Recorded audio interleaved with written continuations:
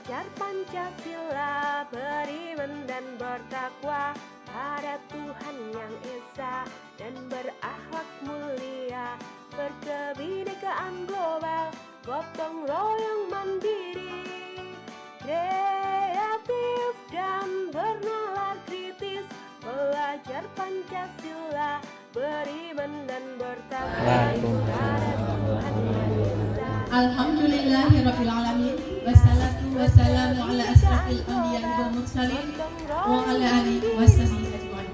Amma ba'du. Marilah pertama-tama kita panjatkan puji dan syukur kehadiran Allah Ta'ala, yang mana dengan rahmat dan hidayahnya pada pagi yang cukup cerah hari ini kita bisa bertemu bersama-sama dalam rangka diseminasi budaya positif di sekolah kita.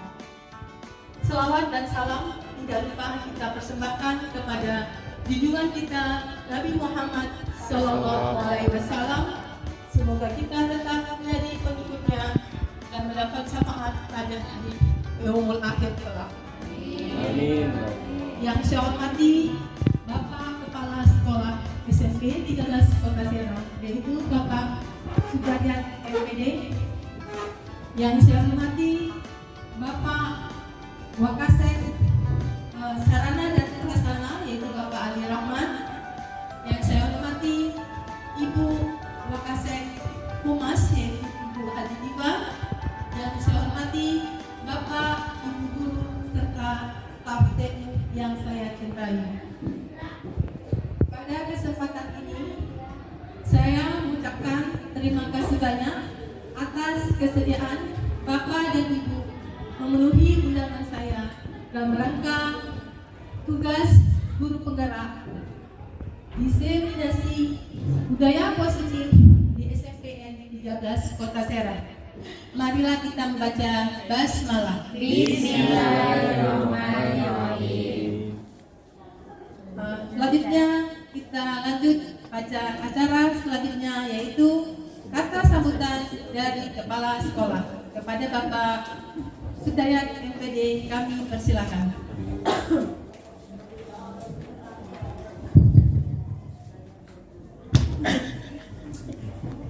Assalamualaikum warahmatullahi wabarakatuh. Yang saya hormati dan saya banggakan guru penggerak, ya, selamat melaksanakan tugas, ya, mengerjakan tugas. Mudah-mudahan dari pertama sampai akhir diberikan kekuatan, kelancaran dan kemudahan. Alhamdulillah, puji syukur kita panjatkan kepada Allah Subhanahu wa Ta'ala.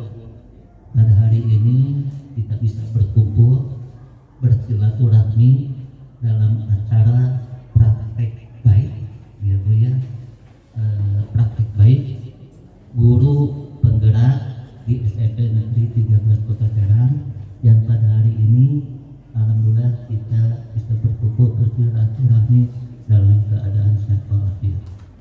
Sholawat serta salam senantiasa kita limpahkan dan curahkan kepada junjungan kita Nabi besar Muhammad SAW. Bapak Ibu Wakasek yang saya hormati, guru-guru yang saya cintai dan banggakan, terima kasih atas waktunya kita di sini bisa berkumpul dalam rangka praktek baik guru penggerak.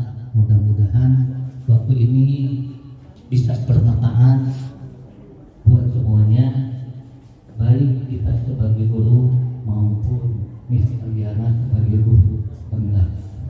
Di mana di sini dengan judul aksi nyata modul 1-4 Ibu ya, membagikan pemahaman dan pengalaman dalam menerapkan konsep-konsep inti dalam budaya positif. Nah, harapan sekolah, harapan Bapak Kepala Sekolah, termasuk harapan Ibu, mudah-mudahan bertambahnya guru penggerak di SMP Negeri 13 Kota Serang memberikan warna, memberikan energi yang positif, di mana menambahkan yang mudah-mudahan SMK Negeri 13 Kota Serang menjadikan tempat pendidikan yang bermutu, yang bisa menghasilkan anak didik kita yang pintar dan soleha. Oke, yang soleha, mudah-mudahan berguna untuk nusa dan bangsa. Bapak Ibu guru semuanya berjuang untuk meningkatkan proses pembelajaran di sekolah. Sekolah menyiapkan apa yang sebisa di sekolah untuk memenuhi fasilitas-fasilitasnya. Insya Allah SMP Negeri 13 Kota Serang sekarang lagi pembangunan kelas ya, satu kelas. Nanti mudah-mudahan akhir Desember ini bisa ditempatkan, dan yang sisa satu kelasnya Bapak Ibu dapat dipergunakan untuk lab school. Kegiatan semua pembelajaran, baik secara praktek atau pembelajaran, kita akan menambah satu lagi fasilitas ya, yang tidak kalah representasinya dengan ruangan ini. Ya, kita akan dibuat lab school yang di kelas 7 itu. Jadi kalau Bapak Ibu untuk melaksanakan praktek pemutaran video atau film, kita upayakan untuk senyamannya dan tidak mengganggu kelas yang lain, karena kita akan sedikit-sedikit untuk memakai perekam. Itu silakan fasilitas di SMP Negeri 13 Kota Serang yang sedikit ini dipergunakan semaksimal mungkin. Itu mungkin yang bisa saya sampaikan, dan kepada Bapak Ibu guru tiga-tiganya menghimbau untuk mengikuti guru penggerak. Alhamdulillah di SMP Negeri 13 Kota Serang guru penggeraknya sudah ada 5 ibu guru ya Bu. Ya, mudah-mudahan teman-teman yang lainnya mengikutinya. Sekian, wassalamualaikum warahmatullahi wabarakatuh. Waalaikumsalam warahmatullahi wabarakatuh. Waalaikumsalam warahmatullahi wabarakatuh. Terima kasih kepada Bapak Kapsek. Apa-apa yang Bapak harapkan semoga bisa terrealisasi dengan baik. Semoga sekolah kita makin hari makin maju ke depan. Baiklah ibu-ibu dan bapak yang saya hormati, saya akan memulai diseminasi budaya sekolah di SMP 13 Kota Serang. Saya boleh ini supaya menghadapinya. Oh, boleh, Pak. Ya, Pak. Terima kasih, Pak.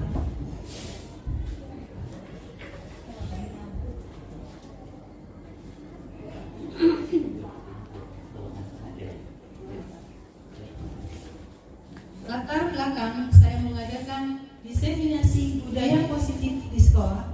Pertama, karena masih belum utuhnya atau keseluruhannya pemahaman warga sekolah, khususnya guru terhadap penerapan konsep dasar budaya positif di sekolah, seperti disiplin positif, motivasi perilaku manusia, cara pandang, kontrol guru, membangun kepercayaan di kelas maupun di sekolah, dan penerapan budaya positif, segitiga restitusi, dan umpan balik. Kami berharap semoga konsep dasar ini dapat dipahami oleh seluruh warga sekolah sehingga terbangun budaya positif yang baik di lingkungan sekolah kita. Sedangkan tujuan daripada pertemuan hari ini yaitu pertama, meningkatkan pengetahuan dan pemahaman tentang budaya positif. Kedua, menumbuhkan motivasi intrinsik siswa melalui membangun keyakinan kelas ataupun sekolah. Terakhir, menciptakan murid yang merdeka dan berprofil pelajar Pancasila. Lini masanya yaitu pertama, berkoordinasi dengan kepala sekolah. Kedua, berkoordinasi dengan wakil kepala sekolah. Ketiga, melakukan diseminasi konsep inti budaya positif, menyusun keyakinan kelas, dan terakhir, hasil keyakinan kelas kita tempelkan di kelas masing-masing. Dukungan sangat mengharap dukungan dari kepala sekolah, wakil kepala sekolah, wali kelas, teman sejawat, murid maupun guru BK atau BP. Untuk memulai acara ini biar lebih semangat, mari kita lakukan SBK.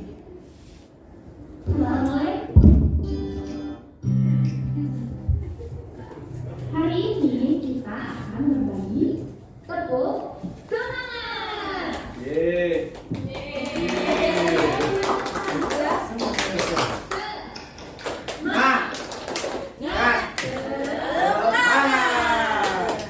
Sekali lagi kita ulang ya. Tepuk semangat dua.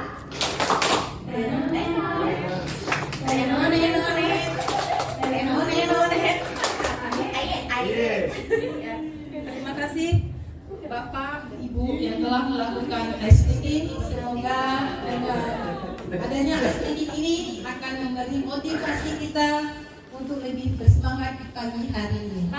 Semangat pagi semuanya. Terima kasih. Next, Bu Dewi. Ya, konsep inti budaya positif yang akan dibahas pada pertemuan ini. Pertama, perubahan paradigma belajar. Kedua, disiplin positif. Ketiga, teori motivasi perilaku manusia. Keempat, kebutuhan dasar manusia. 5, posisi kontrol restitusi. 6, keyakinan kelas dan segitiga restitusi. Kita mulai dengan judul itu budaya positif. Apa sih budaya positif itu? Budaya positif adalah nilai-nilai ataupun keyakinan ataupun kebiasaan yang berpihak kepada siswa. Kita berharap dengan adanya budaya positif tersebut, maka murid dapat berkembang menjadi pribadi yang kritis, berhormat dan bertanggung jawab. Salah satu unsur utama dari budaya positif adalah disiplin positif. Sebagai salah satu wadah menciptakan budaya positif yang berhubungan erat tercapainya tujuan pendidikan sesuai dengan filosofi Ki Hajar Dewantara. Pokok pembahasan pertama tentang perubahan paradigma belajar. Apa itu perubahan paradigma belajar? Perubahan cara pandang ataupun cara pikir tentang sekolah maupun murid-murid yang harus selalu berkepihakan kepada murid. Dalam konteks ini, Stephen R. Covey dalam bukunya Principle Center Leadership tahun 1991 dalam modul 1.4 pendidikan guru penggerak mengatakan, bila kita ingin membuat kemajuan perubahan sedikit-sedikit, maka ubahlah sikap dan perilaku kita sendiri. Namun, bila ingin memperbaiki cara utama kita, maka kita perlu mengubah kerangka acuan kita. Ubahlah bagaimana Anda melihat dunia, bagaimana berpikir tentang manusia. Ubahlah paradigma Anda, skema pemahaman dan penjelasan aspek-aspek tertentu tentang realitas. Tokoh pendidikan kita yaitu Ki Hajar Dewantara secara eksplisit mengatakan bahwa untuk menerapkan disiplin positif di mana ada kemerdekaan, maka disitulah harus ada disiplin yang kuat. Sungguh pun disiplin itu bersifat self-disiplin, yaitu disiplin diri yang wajib kita dengan sekeras-kerasnya berusaha, tetapi itu sama saja sebab jikalau kita tidak cakap melakukan disiplin diri, wajiblah penguasa lain mendisiplinkan kita. Dan peraturan demikian itulah harus ada dalam suasana merdeka. Jadi di sini diinginkan kita itu punya disiplin diri sendiri, bukan disiplin dari luar. Karena dengan adanya disiplin dari dalam, maka kita mempunyai punya rasa tanggung jawab terhadap diri sendiri maupun terhadap orang lain. Tujuan disiplin positif adalah menanamkan motivasi intrinsik pada murid, yaitu menjadi orang mereka inginkan dan menghargai diri sendiri dengan nilai-nilai mereka percaya. Ketika murid kita memiliki motivasi intrinsik tersebut, berarti mereka telah memiliki motivasi yang berdampak pada jangka panjang. Motivasi yang tidak akan terpengaruh dengan adanya hukuman ataupun hadiah.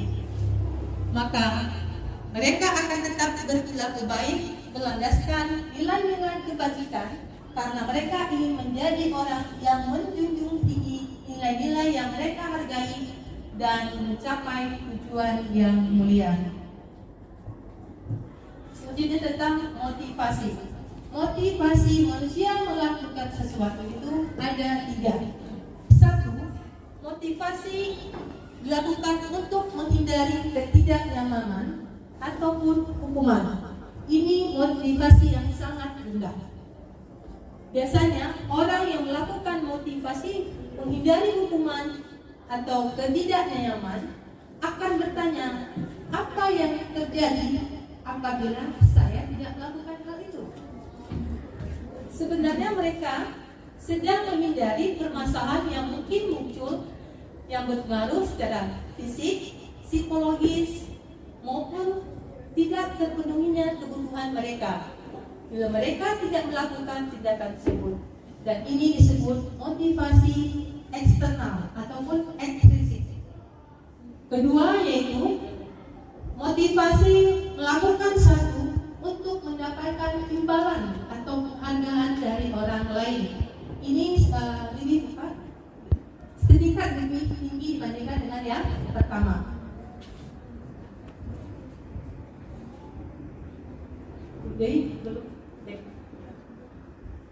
Ini orang melakukan sesuatu karena dia mengharap imbalan, penghargaan pabrik dan ataupun penghargaan dari orang lain.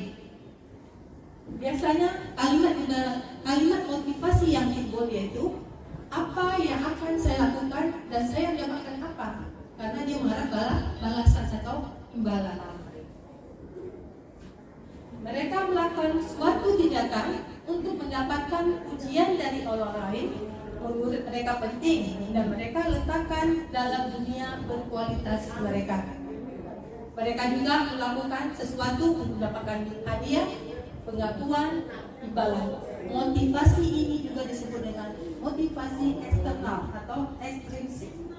Yang ketiga dan terakhir yaitu motivasi orang melakukan ini karena mereka inginkan dan menghargai diri sendiri dengan nilai-nilai yang mereka percayai.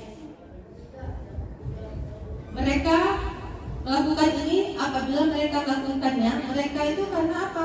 Karena nilai-nilai yang mereka yakini dan hargai, dan mereka melakukannya karena ingin orang melakukan nilai-nilai yang mereka yakini ini. Dan motivasi yang membuat mereka memiliki disiplin positif, karena motivasi ini bersifat internal, bukan eksternal. Bapak, Ibu yang saya hormati, dari ketiga motivasi ini, kira-kira mana yang motivasi yang paling bagus? 3, silakan.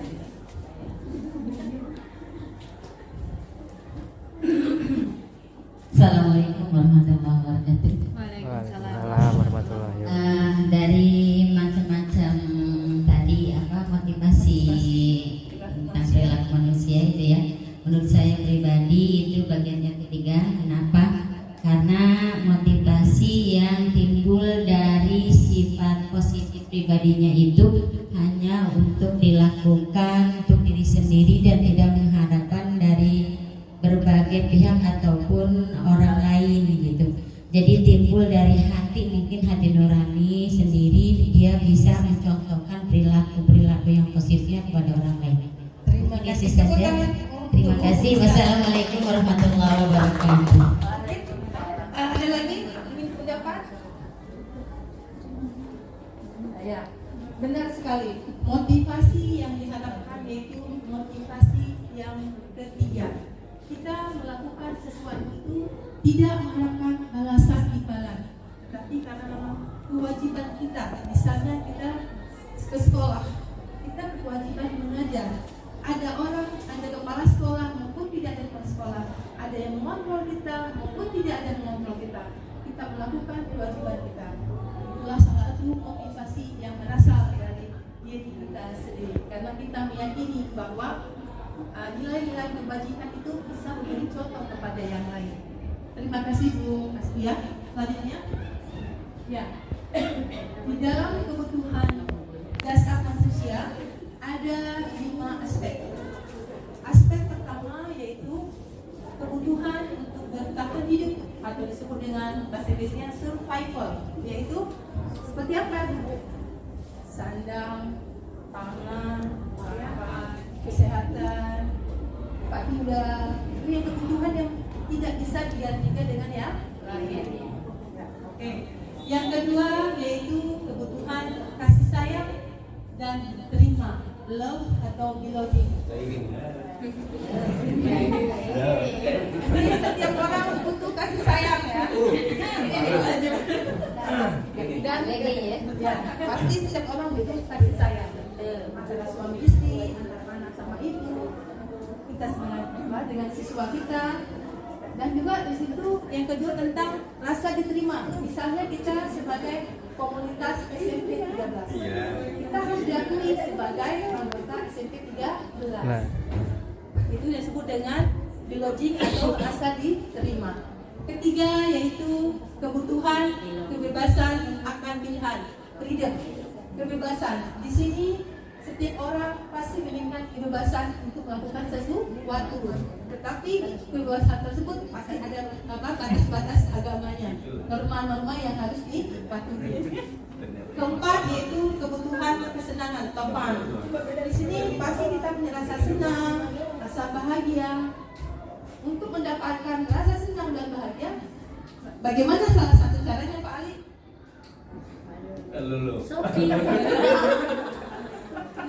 Kenapa wis? Contoh kesenangan ini tentang kebutuhan kesenangan. Hobi. Giling. Alan. Dari hobi yang disenangi. Lagi-lagi ngopi. Assalamualaikum warahmatullahi wabarakatuh. Waalaikumsalam warahmatullahi. Menurut saya kalau kesenangan ya kebutuhan kita masing-masing ya Bu ya. Seperti misalkan saya sebagai wanita ya, biasanya suka shopping atau enggak suka melihat Shopee. bukan shopping ke mall tapi melihat Shopee gitu Bu. Sekian, terima kasih, salah satunya menurut saya. Kalau mungkin laki-laki mah berbeda ya Bu ya. Hobinya juga beda. Ada yang menambahkan? Ya, ada yang menambahkan? Versi laki-laki. Versi laki-laki. Ya kalau untuk saya pribadi di sini di kebutuhan atau kesenangan, biasanya kalau untuk laki-laki berkaitannya dengan hobi, apalagi misalkan kayak saya mungkin dengan Pak Ali, kita membuat jadwal setiap 1 minggu sekali, setiap hari Jumat kita melakukan kegiatan bulu tangkis bersama. Nah, itu salah satunya memang ya kesenangan juga gitu ya. Kita ketika mungkin ada rasa kejenuhan ketika di ya, nah kita ada penyegaran setiap 1 minggu sekali itu di lapangan gitu. Bintang Ketua Uki ya. Terima kasih. Kekuatan baiknya itu sangat menginspirasi kita ya. Kita untuk mengisi hari-hari kita, salah satunya dengan berolahraga ya Pak. Iya. Terakhir tentang kebutuhan penguasaan atau kebutuhan pengakuan atas kemampuan. Kita ketahui bersama bahwa setiap prestasi itu ingin dihargai. Contoh ada kompetisi kemarin kita mengikuti kompetisi Paskibra di Bandung ya. Terus SMP 4 kita juga dapat juara. Terakhir di Bekasi dapat juara juga. Untuk dihargai atas prestasi tersebut, kita memberi reward di sini ya. Itu juga merupakan kebutuhan penguasaan atau pengakuan terhadap suatu prestasi. Oke, terima kasih. Selanjutnya sekarang tentang posisi kontrol restitusi. Kita sebagai guru perlu meninjau kembali penerapan disiplin dalam ruang-ruang kelas selama ini. Apakah kelas efektif? Apakah berpusat pada siswa, memerdekakan dan memandirikan murid?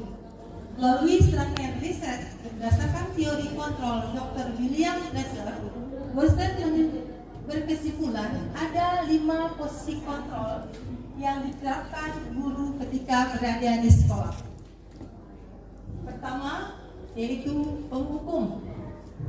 Kedua, sebagai pembuat rasa bersalah. 3, sebagai teman. 4, sebagai pemantau. Dan kelima, sebagai manajer. Saya beri waktu 1 menit. Bapak Ibu boleh menulis. Kira-kira selama ini Bapak Ibu di sekolah terhadap siswa ya bertindak sebagai posisi apa? Apakah sebagai penghukum ataupun pembuat rasa bersalah, atau sebagai teman, atau sebagai manajer? Silakan. Ditulis. Ini dulu, Miss. Kita ini dulu. Sebelum diterangin, boleh saya tahu dulu kira-kira jawaban Bapak apa? Sebagai teman. Sebagai teman. Ada lagi? Memahami sebagai teman. Pemantau. Ada lagi? Manajer juga bisa. Manajer juga bisa. Ada lagi? 3. Teman, pemantau. Wah, tepuk tangan untuk Bapak Ibu guru yang hebat. Untuk meyakinkan jawaban kita, mari kita lihat slide. Posisi kontrol penghukum.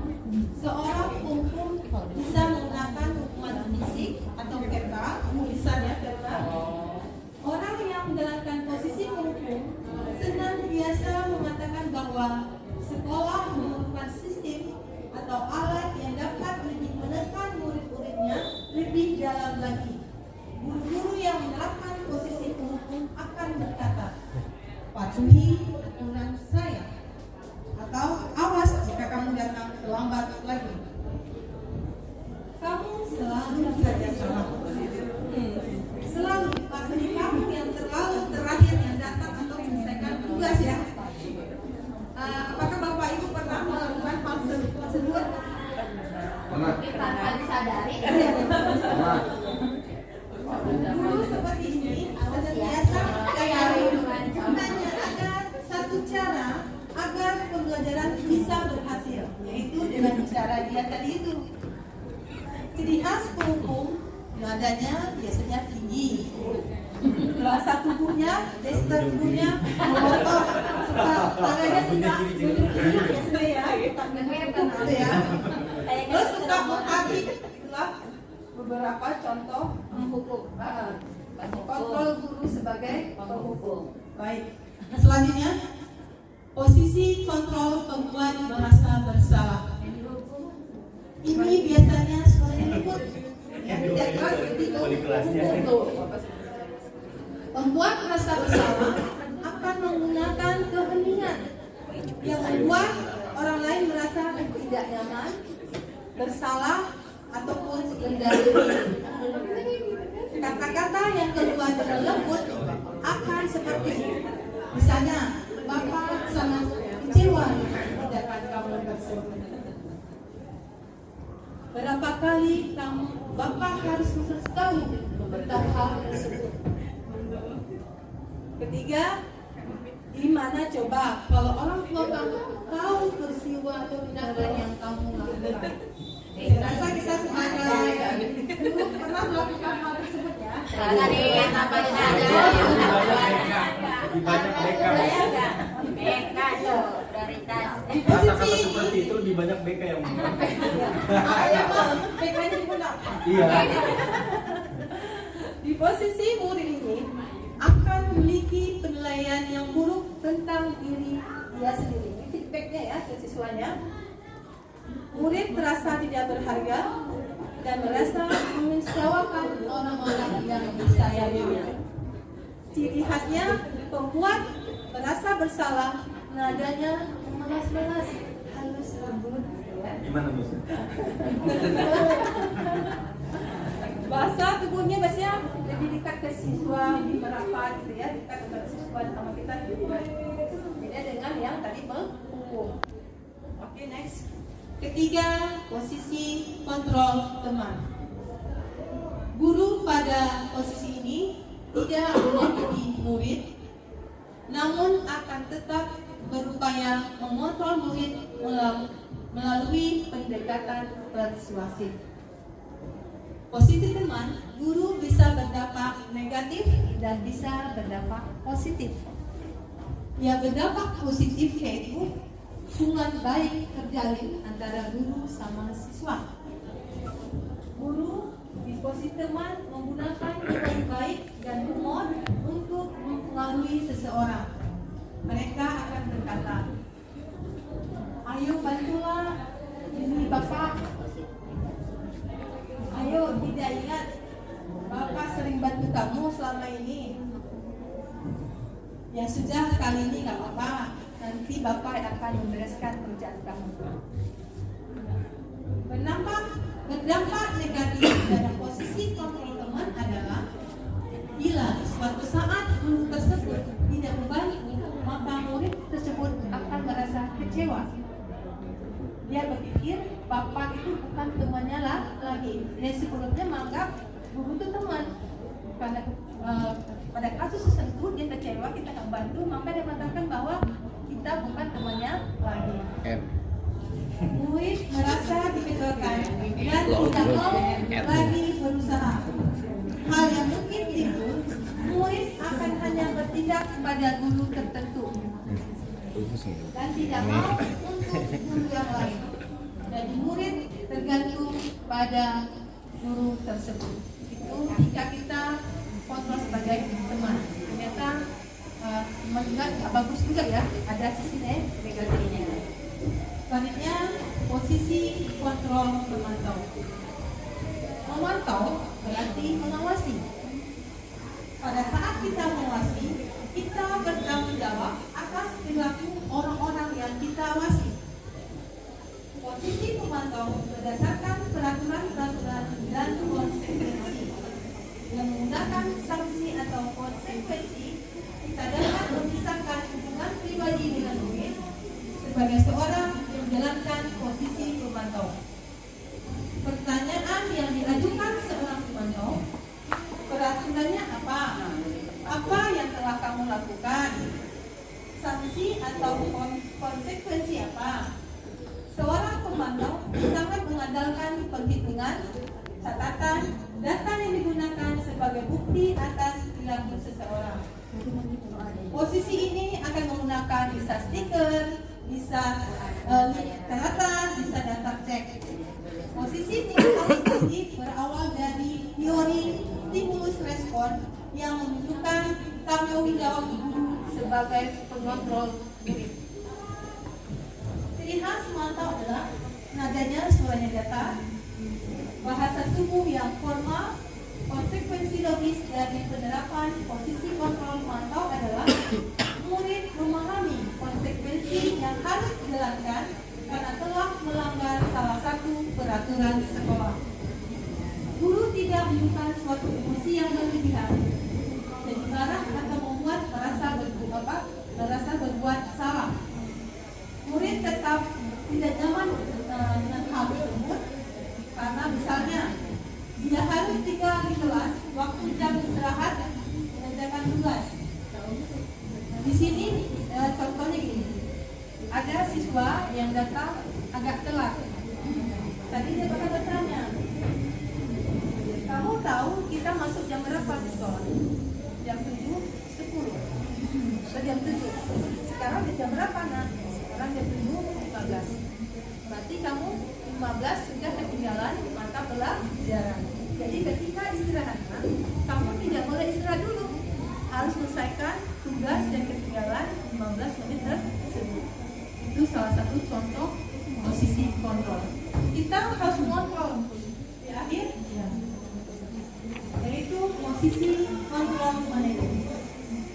Manajer yaitu posisi di mana guru berbuat sesuatu bersama murid, mempersilahkan murid mempertanggungjawabkan perilakunya agar dapat menemukan solusi atas permasalahan dia sendiri.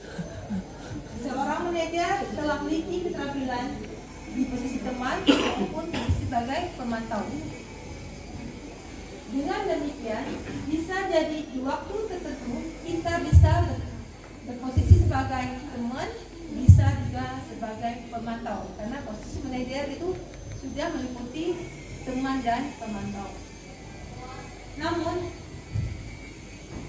bila kita menginginkan murid-murid kita menjadi manusia merdeka, mandiri dan bertanggung jawab, maka kita perlu mengacu kepada restitusi yang dapat menjadikan murid kita seorang manajer bagi dirinya sendiri. Di manajer, murid diajak untuk menganalisis kebutuhan dirinya maupun kebutuhan orang lain. Di sini penekanan bukan pada kemampuan membuat konsekuensi, namun dapat berkolaborasi dengan murid bagaimana memperbaiki kesalahan yang ada. Seorang manajer biasanya akan mengatakan apa yang kita yakini, apa yang kamu yakini. Jika kamu meyakininya, apa kamu bersediakah kamu memperbaikinya? Jika kamu memperbaiki ini, maka tunjukkan tentang dirimu sendiri.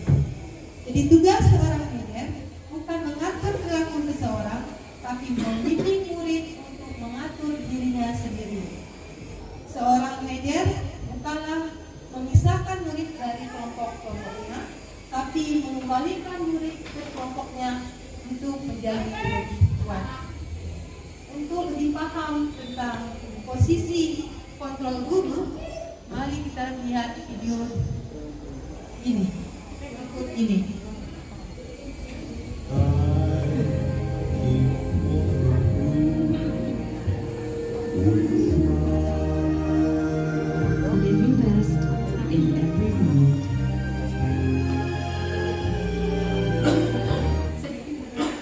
Perasaan yang gembira. Kita join generasi ceria.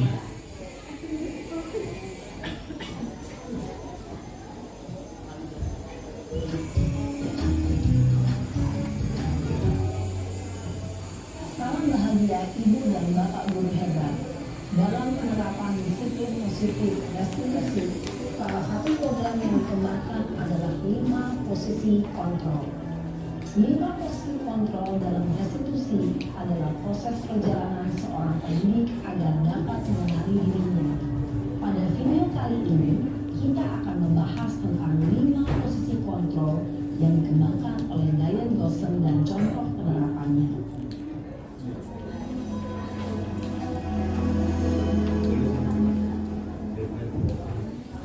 5 posisi kontrol itu adalah 1. Posisi penghukum. 2. Posisi pembuat merasa bersalah. 3. Posisi teman. 4. Posisi pemantau atau monitor. Dan 5. Posisi manajer. Untuk lebih memahami kelima posisi tersebut, mari kita saksikan kasus Naren yang terlambat hadir 20 menit di sekolah dan melihat bagaimana kelima posisi kontrol dalam menghadapi masalah tersebut.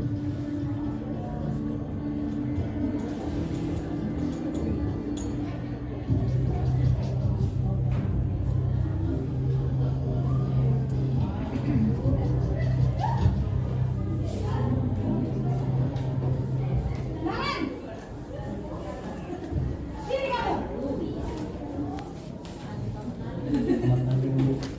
Selalu terlambat. Kamu deh, pasti terlambat.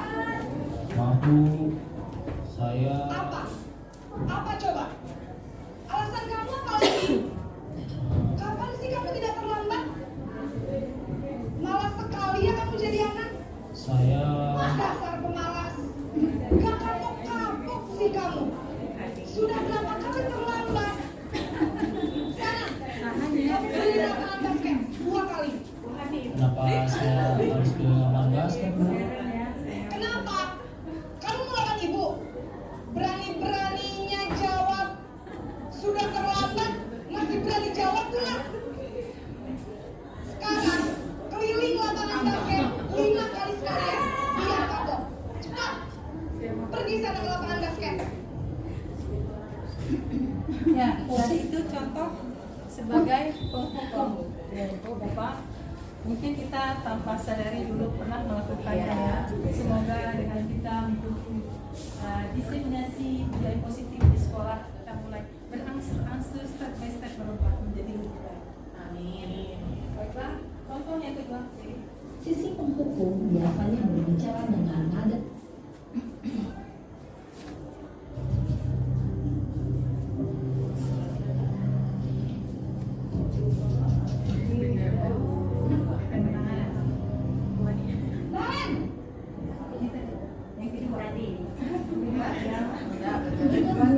posisi pembuat rasa besar.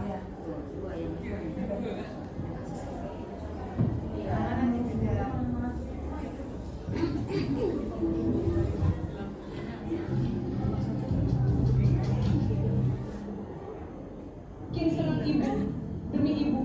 Bisa kan? Bisa.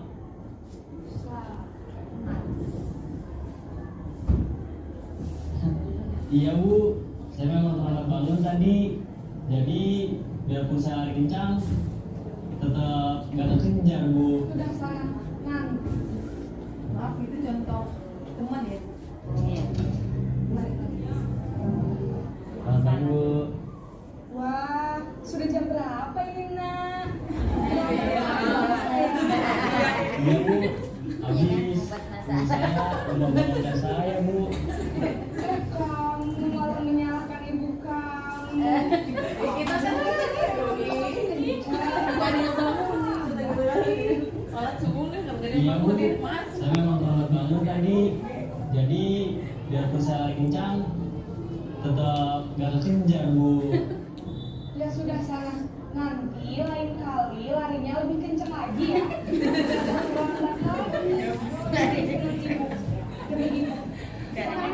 Bisa Bu. Ya sudah sana masuk kelas. Ibu beresin urusan absen. Berarti contohnya apa nih? Ada tes Masalah ya. Teman atau merasa berbuat salah? Buat salah ya.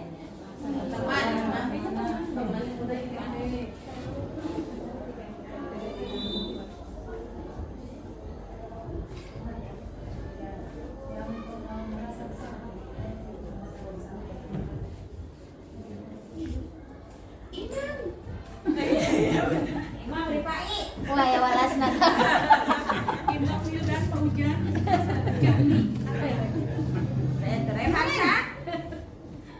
Kamu bukannya anak-anak. Ibu saya lupa membangunkan saya. Jam berapa ini, Nak? Masalah aja ya. Pertanyaan. Enggak, ini sih. Selamat pagi Bu. Wah, sudah jam berapa ini, Nak? Naren! Sudah jam berapa? Habis. Menyalahkan ibu kamu terlambat sih. Biar Ya sudah standar lah. salah Bu. Kamu ini Arti teman, guru berbicara dengan nada suara ramah, akrab, cenderung bersenda gurau untuk menjaga suasana tetap santai. Murid akan merasa senang, aman, dan akrab dengan guru. Identitas yang tercipta adalah identitas sukses atau berhasil. Namun, perlu diingat, karena ini masih dorongan eksternal, maka ada faktor ketergantungan dari murid kepada orang tertentu.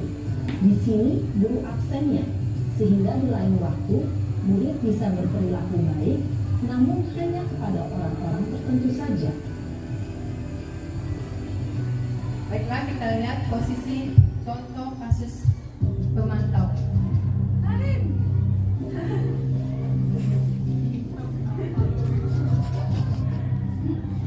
Marin. Naren! Marin.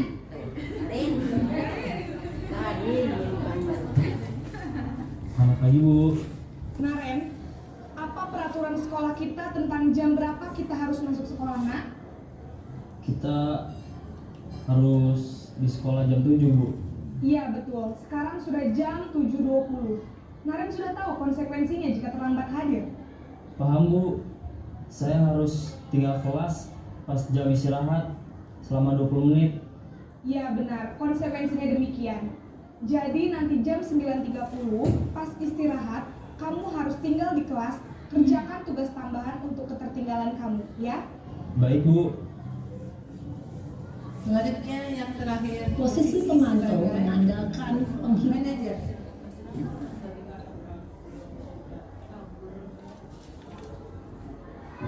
Kasus siswa, ya, kasusnya siswanya sama, tapi posisinya beda, kasusnya beda ya. Orang yang sama, karakternya sama orangnya, tetapi kasusnya beda. Naren! Maksudnya cara perlakuan guru ya kita terhadap siswa yang berbeda. Selamat pagi Bu. Selamat pagi, Naren. Maaf Bu, saya terlambat. Iya, sekolah masuknya jam 7, sekarang sudah jam 7.20. Jadi sekarang bagaimana ini, Naren? Maaf Bu, saya lupa soal saya semalam. Baiklah, menurut kamu, keyakinan sekolah yang mana yang perlu kamu tingkatkan? Kamu menentukan. Menghargai diri sendiri dan orang lain mungkin ya Bu. Setuju. Jadi, apakah Naren meyakini prinsip saling menghormati tersebut? Iya Bu, saya meyakininya. Apakah Naren bersedia memperbaiki masalah keterlambatan ini? Bersedia Bu. Bagaimana kamu akan memperbaiki masalah keterlambatan ini? Saya akan coba untuk tidak lupa menyetel alarm saya Bu. Baik, kalau Naren lupa menyetel alarm di rumah, ada orang yang kira-kira bisa bantu mengingatkan tidak? Ada Bu, kakak saya, Kak Emma. Ada lagi selain Kak Emma? Selain Kak Emma, ada ibu saya. Baik, jadi yang mengingatkan Naren adalah Kak Emma dan ibu kamu ya? Kira-kira akan mulai setel alarm kapan nih, Naren? Setelah pulang sekolah, akan segera saya lakukan. Baik, jadi Naren akan setel alarm untuk bangun besok pagi dan akan diingatkan oleh kakak dan ibu dan Naren ya. Ada lagi yang mungkin perlu dilakukan, Naren, agar tidak terlambat bangun lagi. Tidak ada Bu. Baik, Naren, terima kasih untuk kerjasama kamu. Sekarang kamu perlu kembali ke kelas untuk belajar. Baik Bu, terima kasih. Ya, dan dilihat tadi kasus seorang siswa yang datang siang. Kesiangan. Ya, datang kesiangan ya, telat dari jadwal. Yang biasanya masuk jam 7, kita ternyata dia masuk jam 7, 15 menit. Disitulah peran seorang guru, apakah sebagai penghukum, pembuat merasa bersalah, teman, pemantau, dan manajer. Jadi menurut Ibu dari kasus tersebut, mana posisi yang paling bagus? Manajer. Iya, benar Bu Ani. Kenapa manajer Bu Ani? Karena menyerahkan segalanya. Assalamualaikum warahmatullahi wabarakatuh. Saya adalah sebagai manajer karena kalau manajer itu menyerahkan segala-galanya sama siswanya. Menurut kamu ini yang tepat atau tidak perlakuan kamu itu, dan solusinya pun dari siswa, menurut siswa, dan kita mendukung dengan ucapan-ucapan siswa untuk memperbaiki dirinya, mengarahkan yang terbaik. Terima kasih Bu Ani. Ada yang ingin menambahkan? Ibu? Iya. Benar sekali. Jadi kita diharapkan berperan sebagai seorang pengontrol manajer. Karena seorang pengontrol manajer ini dia akan mencari pertama solusi dari masalah yang dihadapi. Terus selanjutnya menanyakan tentang keyakinan kelas ataupun keyakinan kelas ataupun keyakinan sekolah. Karena dengan menanyakan keyakinan kelas, siswa tahu bahwa dia harus melakukan kewajiban dia sebagai siswa. Jadi posisi yang paling bagus adalah benar sebagai manajer. Baiklah, selanjutnya kita ambil tentang perbedaan hukuman, konsekuensi, dan restitusi. Kira apa sih hukuman itu? Ya, hukuman biasanya sesuatu yang menyakitkan yang harus terjadi. Sedangkan konsekuensi sesuatu harus terjadi, tapi tidak menyakitkan. Konsekuensi. Kalau restitusi adalah merupakan pilihan, ada pilihan dalam restitusi. Hukuman tidak nyaman untuk murid dalam waktu jangka panjang, Sedangkan konsekuensi tidak nyaman untuk murid tapi dalam jangka waktu pendek. Sedangkan restitusi menguatkan untuk murid atau anak dalam jangka waktu yang panjang.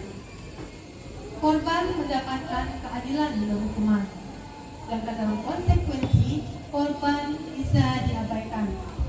Sedangkan dalam restitusi korban mendapatkan ganti. Di sini di hukuman murid atau anak akan tersakiti. Sedangkan konsekuensi murid anak dibuat tidak nyaman. Sedangkan restitusi murid mendapatkan penguatan. Hukuman perilaku pasif agresif meningkat, sedangkan konsekuensi penguatan hanya bertahan pada jangka waktu pendek. Sedangkan restitusi masalah terpecahkan. Hukuman sistem tidak akan berjalan bila murid tidak takut. Sedangkan konsekuensi memerlukan monitoring dan supervisi terus-menerus dari guru. Sedangkan restitusi murid belajar bertanggung jawab untuk perilakunya. Terakhir, hukuman berlaku hanya pada sebuah institusi, tidak berlanjut pada kehidupan nyata lain ya. Sedangkan konsekuensi membantu penerapan bukti peraturan dalam masyarakat, sedangkan restitusi fokus pada pemecahan masalah dalam jangka waktu yang panjang. Selanjutnya tentang keyakinan kelas. Apa sih itu keyakinan kelas?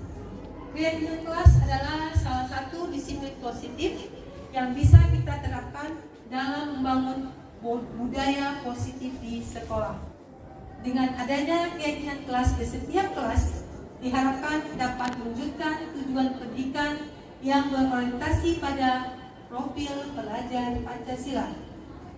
Pembuatan keyakinan kelas melibatkan seluruh warga kelas melalui kegiatan curah pendapat, dan keyakinan kelas bisa ditinjau kembali dari waktu ke waktu.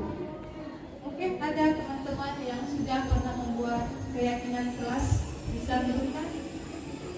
Karin, kelas 7, saya pernah melihat. Assalamualaikum warahmatullahi wabarakatuh. Waalaikumsalam warahmatullahi wabarakatuh. Untuk di kelas 7D, salah satu keyakinan kelasnya adalah menghormati dan menghargai seluruh warga sekolah. Bagus, terima kasih Bu Karin. Ada lagi? Kita kelas? Siapa lagi Bu Ella? Mungkin ada kesepakatan langsung keyakinan kelas? Bisa disebutkan menambah wawasan kita? Assalamualaikum warahmatullahi wabarakatuh. Waalaikumsalam. Untuk keyakinan kelas di kelas 9Y, saya lebih menekankan kepada saling kebersamaan antara satu dengan yang lain untuk kelas 9Y ya, saling menghargai, saling menyayangi gitu ya. Terus kalau misalnya ada kehilangan atau misalnya ada yang jatuh, maka di kelas itu harus mengembalikan apapun yang ada di kelas itu kepada pemiliknya, supaya di dalam kelas itu ada memiliki rasa aman. Sebaik saja mungkin. Assalamualaikum warahmatullahi wabarakatuh. Ya, saya kelas 8B. Untuk keyakinan kelas, kalau di kelas 8B, Miss lebih menekankan kepada dari awal masuk, misalnya datang tepat waktu, kemudian membaca doa dan mengerjakan tugas, dan yang paling penting adalah memperhatikan guru ketika guru sedang menerangkan. Nah, yang pastinya saling menghargai dan menghormati anak. Tepuk tangan untuk kita semua. Ada yang menambahkan? Bu Yusufri? Ya, saya terima kasih untuk kesempatan ini, karena saya sudah tidak wali kelas, tapi ada satu keyakinan kelas yang saya lihat merupakan nilai tambah. Itu ke kelas 9D ya. Jadi menghormati ketika guru masuk memberi salam, mereka serentak semua berdiri dan memberi salam seperti itu. Masya Allah, budaya positif di kelas 9D. Ya, jadi maksud saya biasanya kalau guru masuk ke cuek, boro-boro, mau berdiri boro-boro, mau udah di komando masih yang lain duduk. Ini ketika mereka pada guru masuk, mereka serentak memberi salam dan mereka berdiri. Baik awal masuk ataupun kita pulang, pasti mereka memberi salam dengan cara berdiri dan merapatkan tangan. Jadi merasa hormat, sudah berterima kasih dari awal dan berterima kasih pula dengan akhir. Itu salah satu yang saya lihat ada nilai positifnya. Terima kasih. Untuk kita semua, kita sudah menerapkan di awal dari kesepakatan kelas lalu berubah menjadi keyakinan kelas. Kesepakatan kelas ya. Mengapa keyakinan kelas bukan peraturan kelas? Pertanyaannya, mengapa kita memiliki peraturan tentang protokol kesehatan, yaitu penggunaan masker dan mencuci tangan setiap saat? Mungkin jawabannya adalah kesehatan dan keselamatan. Nilai-nilai keselamatan dan kesehatan inilah yang kita sebut sebagai keyakinan, yaitu nilai-nilai kebajikan atau prinsip-prinsip yang universal yang disepakati secara universal lepas dari latar belakang, suku, ras, agama maupun bangsa dan negara. Menurut pakar pendidikan yaitu Bapak Gosen tahun 1998, suatu keyakinan akan lebih memotivasi seseorang berada dalam dirinya sendiri atau disebut dengan motivasi intrinsik, motivasi internal. Seorang akan lebih tergerak dan bersemangat untuk menjalankan keyakinannya daripada sekedar mengikuti serangkaian peraturan. Contoh kita nih, pakai helm itu keyakinan atau kesepakatan kita sebagai warga negara. Supaya selamat. Iya, di situ harus keyakinan, jangan berarti peraturan. Oh, peraturan kita berarti takut pada peraturan ya, polisi takut pada polisi, bukan karena keyakinan. Keyakinan itu berasal dari internal diri kita. Ini selamat. Lakukan sesuatu ini selamat. Karena jika kita nggak menggunakan helm, seandainya alhamdulillah kita terjadi kecelakaan, kita kepala kita khususnya itu aman dari hal-hal yang tidak diinginkan. Keyakinan kelas itu bersifat abstrak daripada peraturan yang lebih rinci dan konkret. Keyakinan kelas berupa pertanyaan universal. Pertanyaan keyakinan kelas biasa dibuat dalam bentuk positif, sehingga mudah diingat, mudah dipahami oleh semua warga kelas. Keyakinan kelas sebaiknya sesuatu yang dapat diterapkan di lingkungan tersebut. Semua warga kelas hendaknya ikut berkontribusi dalam pembuatan keyakinan kelas lewat kegiatan kurang pendapat atau bersedia meninjau kembali keyakinan kelas waktu ke waktu. Contohnya Ibu, Bapak, ya kita sebelum melakukan keyakinan kelas pasti ada peraturan kelas. Peraturan kelas biasanya gimana? Saya contohkan, jangan datang telat. Maka berubah menjadi keyakinan kelas kita gimana? Tadi saya katakan bahwa harus kalimat positif. Keyakinan kelas itu harus yang positif, kalimat-kalimat yang positif. Jadi kita berubah. Ada yang bisa membantu menjawab? Silakan. Assalamualaikum warahmatullahi wabarakatuh. Waalaikumsalam. Misalnya yang dicetrekin peraturan kelasnya itu jangan datang telat. Nah, karena di sini menjadi suatu keyakinan, jadi menjadi suatu motivasi kan. Saya akan datang tepat waktu. Iya. Saya akan menjadi lebih disiplin. Iya. Terima kasih. Jadi ada berubah. motivasi. Ya, kalimat negatif jangan pakai negatif. Jadi positif. Datang tepat waktu. Nomor 2 ada yang mau coba? Bu Beka mungkin? Bu Nurul, Bu Beka. Assalamualaikum warahmatullahi wabarakatuh. Waalaikumsalam. Kalau dari saya, Miss, contoh peraturan kelas kan jangan datang telat. Kalau saya pribadi untuk diterapkan, besok datangnya lebih pagi lagi ya. Tuh, terus kalau yang jangan buang sampah sembarangan. Kedepannya buang sampahnya pada tempatnya ya. Itu aja, terima kasih. Ada lagi buat jawab? Mau coba? Belum boleh. Ada yang terakhir, Bu Ita, mau coba itu yang ketiga, Bu Ita.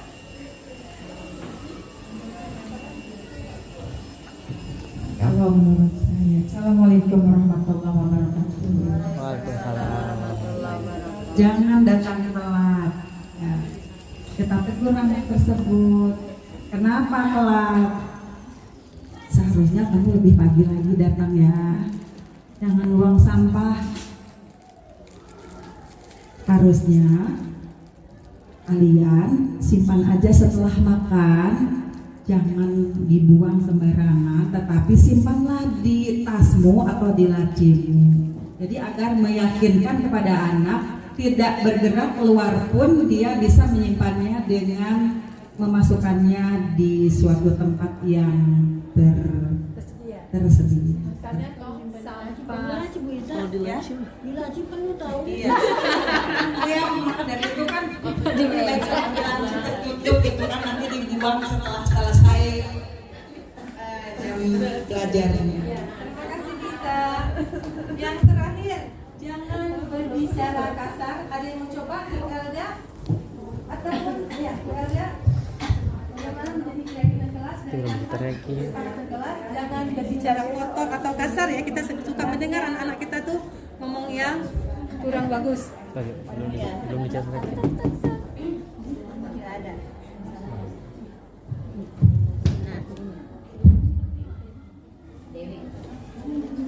Nah, sebagai seorang pelajar, hendaknya berbicara yang sopan dan santun, enak didengar.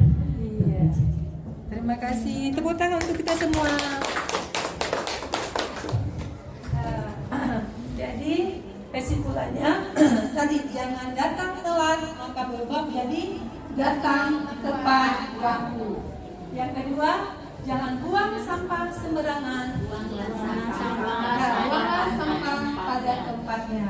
Dan terakhir, jangan berbicara kasar. Berbicara dengan sopan dan santun. Tepuk tangan untuk kita semuanya. Ini salah satu contoh keyakinan kelas 7F. Pertama, bertanggung jawab mengerjakan tugas. Walinya siapa? Walinya saya sendiri. Dua, bersikap jujur. Tiga, bersikap tenang saat pembelajaran berlangsung. Maksudnya tidak buat keributan atau mengganggu proses KPM. Tiga, saling tolong menolong. Jika temannya ada yang kehabisan satu materi, maka bisa melakukan tutor teman sebaya. Temannya bisa mengajarkan ke teman yang lain. Saling tolong menolong. Hidup rukun dengan teman. Kita berharap anak kita tidak suka berantem, tidak suka tawuran, saling menghargai satu sama lain sehingga suasana kelas aman dan nyaman. Bersikap sopan dan menghormati guru seperti yang tadi Bu Haji Surti katakan. Kelas 9B dari awal masuk guru sudah disambut, sudah diberi salam sampai selesai dia melakukan hal yang sama. Salah satu budaya positif di SMP 13 Kota Serang. Terakhir, belajar disiplin selalu tepat waktu. Kita menginginkan ketika kita ngajar masuk kelas, siswa sudah berada di dalam kelas, tidak masih di luar kelas. Di sini yaitu disiplin pada waktu. Oke. Ini tentang materi yang terakhir, yaitu segitiga restitusi. Mungkin ada yang sudah mendapat ilmu tentang segitiga restitusi di PNM. Ada yang mencoba menjelaskan apa itu segitiga restitusi? Wali tiba?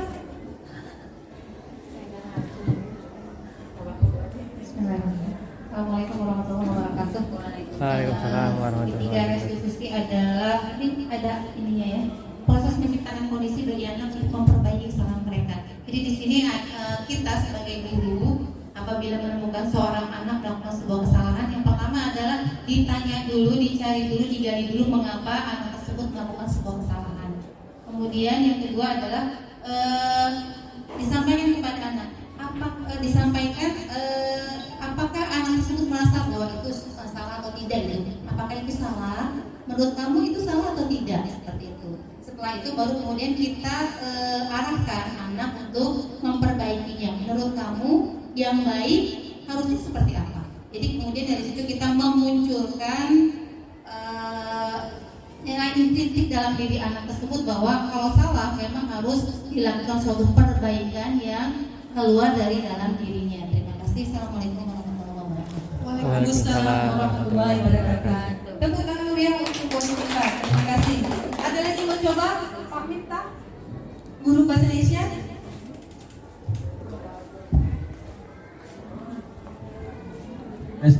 Restitusi adalah proses menciptakan kondisi bagi murid untuk memperbaiki kesalahan mereka. Bagaimana problem yang dihadapi murid atau masalahnya yang terjadi, dan apa yang kita tanyakan dulu masalahnya apa, apakah dalam lingkungan sekolah, apa dalam lingkungan keluarga, itu selalu ada problem tersebut, dan tindakan apa yang kita harus lakukan terhadap peserta didik tersebut. Untuk segitiga restitusi tersebut adalah bagaimana stimulus siswa tersebut dan respon kita terhadap siswa tersebut. Cukup sekian. Terima kasih. Assalamualaikum warahmatullahi wabarakatuh. Terima kasih banyak kepada Pak Miftah yang telah mencoba mendeskripsikan tentang segitiga restitusi. Segitiga restitusi adalah suatu proses yang dijalankan oleh guru ataupun orang tua agar dapat menghasilkan murid yang mandiri dan bertanggung jawab. Dalam proses segitiga restitusi ada tahapan-tahapan yang harus dilalui. Pertama yaitu menstabilkan identitas, kedua validasi tindakan yang salah, dan terakhir yaitu menanyakan keyakinan. Slide selanjutnya Bu Dewi. Dalam hal menstabilkan identitas, di sini teori kontrolnya yaitu kita semua akan melakukan hal yang terbaik yang bisa kita lakukan. Kalimat yang sering kita ajukan kepada siswa biasanya yaitu bahwa berbuat kesalahan itu hal yang biasa. Semua orang pernah buat kesalahan. Tidak ada orang yang sempurna. Nobody perfect. Dan apakah kamu sedang menjadi teman bagi dirimu sendiri? Kedua yaitu validasi tindakan yang salah. Semua perilaku memiliki alasan. Jadi siswa itu melakukan sesuatu, semua orang itu melakukan sesuatu pasti tujuan dan alasannya. Kalimat yang digunakan biasanya, apakah benar yang telah kamu lakukan? Pasti kamu punya alasan kenapa melakukan hal tersebut. Bla bla bla, termasuk perbuatan benar atau salah perbuatan kamu tersebut. Apakah kamu menyesal? Terakhir yaitu langkah menanyakan keyakinan. Tadi kita sudah melihat tentang keyakinan ya, bahwa semua memiliki motivasi internal. Bahwa kita tuh punya motivasi internal pada diri kita sendiri. Pertanyaan yang sering muncul, ingat tentang keyakinan kelas yang sudah disepakati. Apa bayanganmu tentang kelas yang baik itu bagaimana? Kamu mau jadi anak seperti apa sih? Dan apa yang akan kamu lakukan sekarang setelah kamu melakukan hal yang salah tersebut? Untuk lebih memahami tentang segitiga restitusi. Mari kita akan menonton video berikut ini.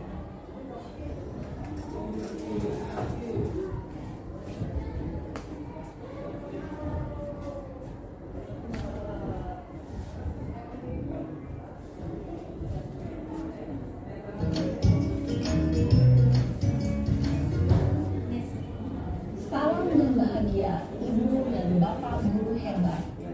Pada video kali ini kita akan membahas tentang salah satu program disiplin positif yang diterapkan di lingkungan sekolah yang dikenal dengan nama restitusi.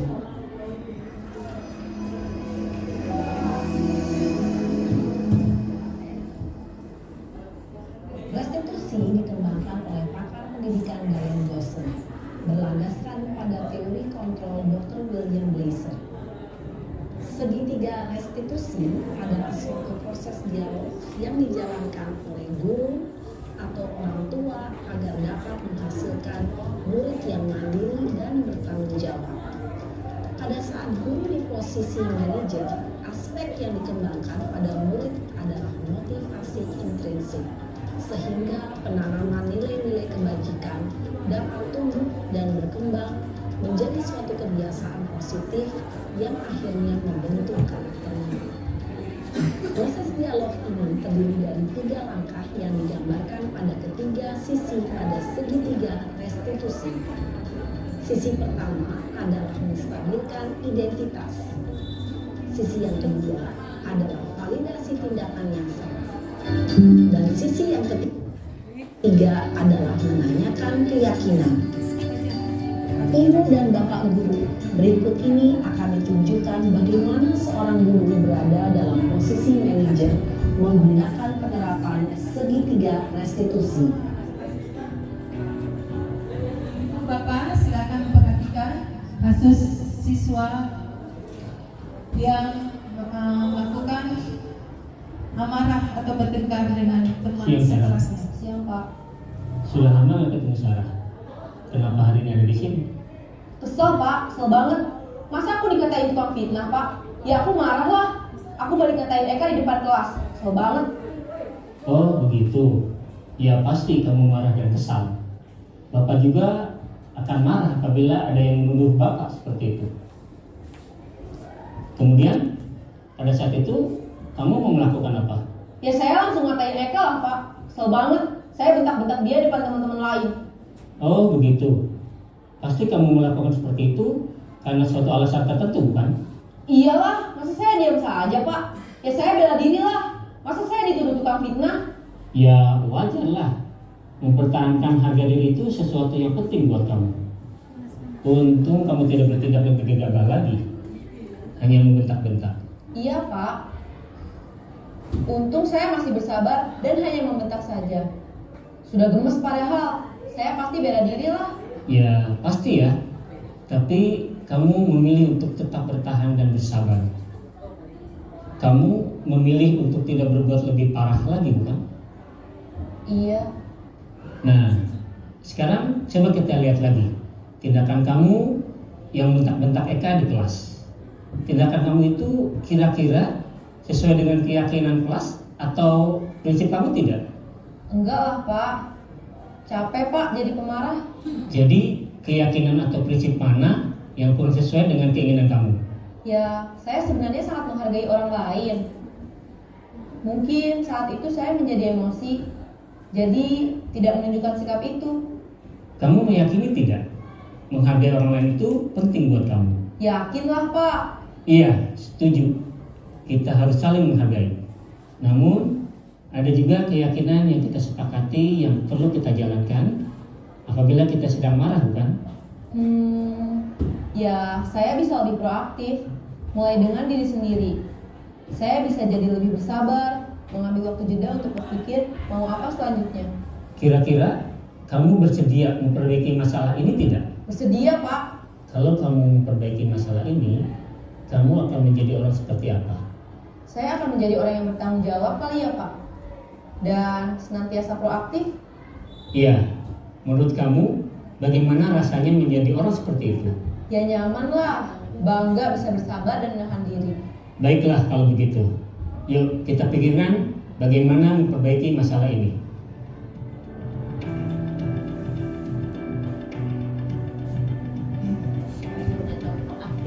Ibu, Ibu Bapak Guru yang hebat, bilang tadi contoh bagaimana kita posisi foto sebagai manajer, bagaimana kita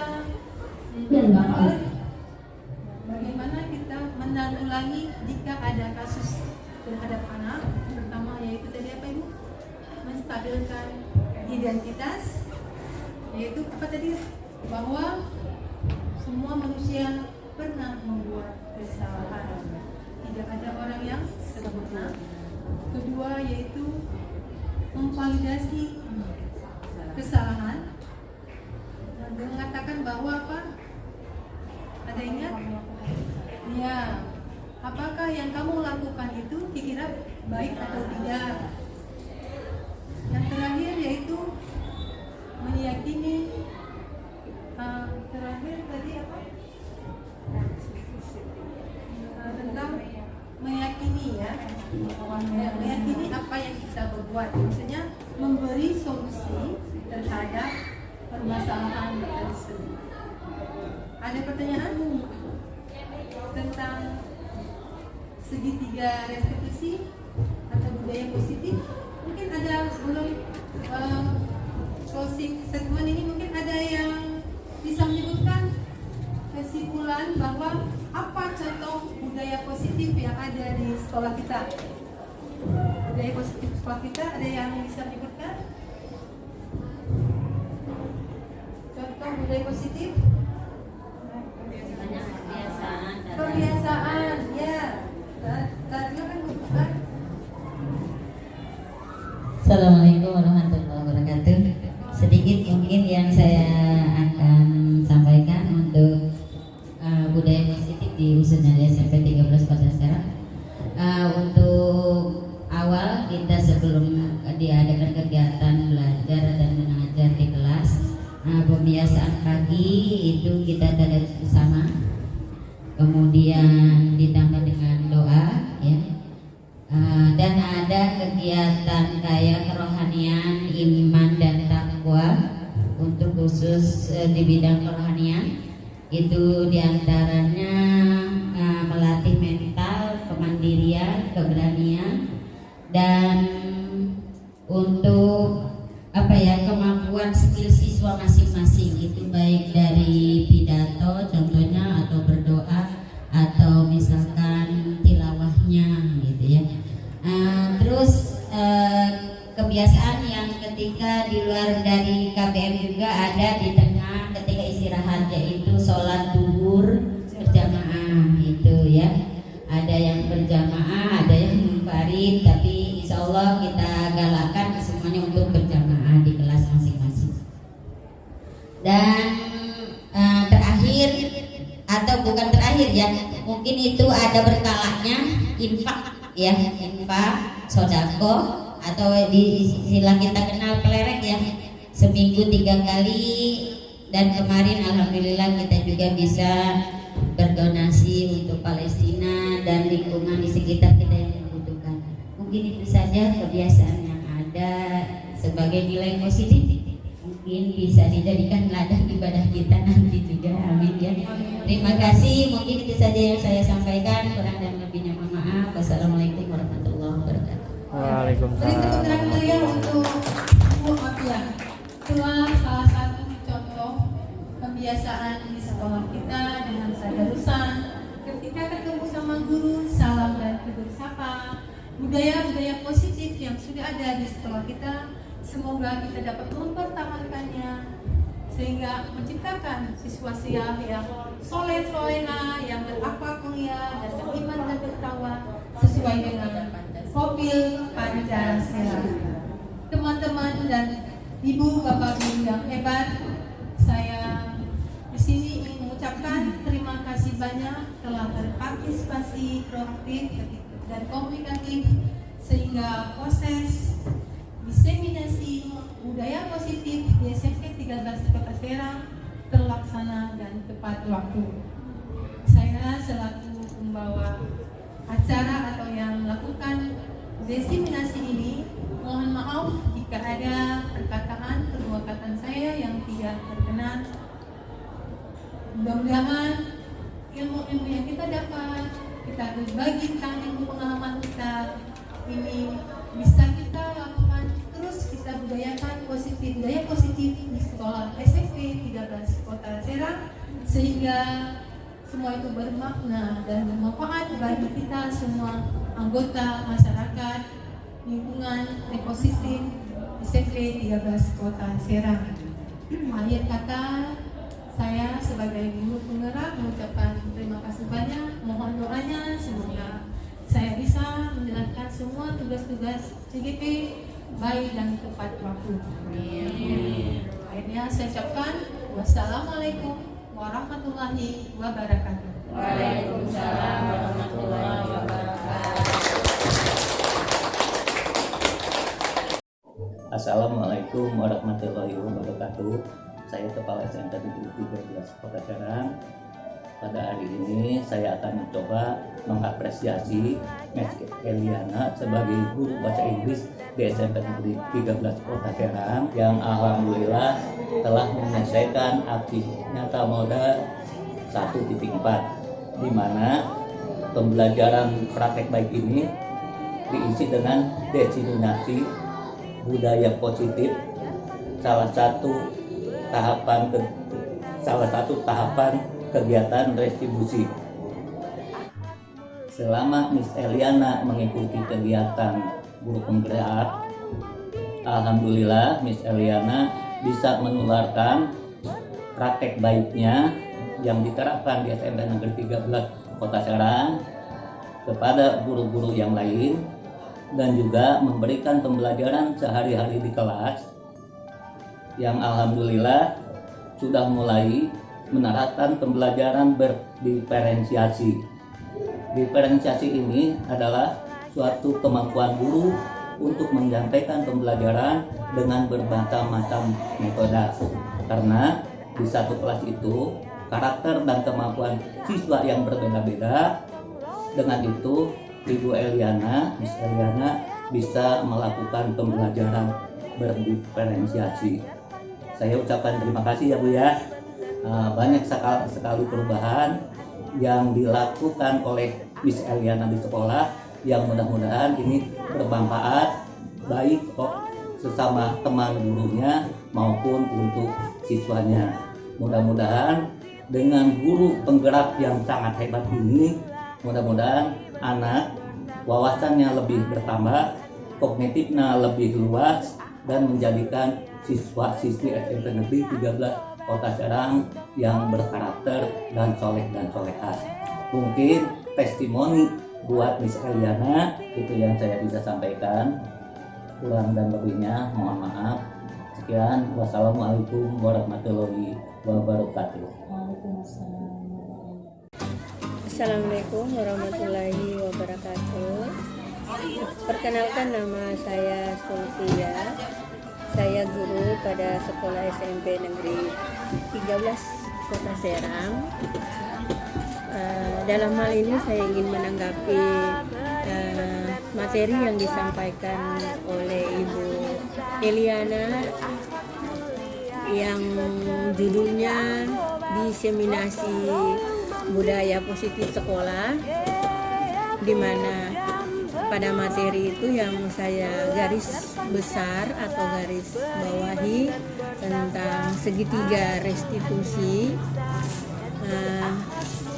antara lain yang mengatasi masalah anak dengan trik-trik penanganan pada anak, di mana pada segitiga restitusi itu ada beberapa tahapan, antara lain tahapan menstabilkan identitas, di mana kita itu melakukan hal yang baik yang biasa kita lakukan.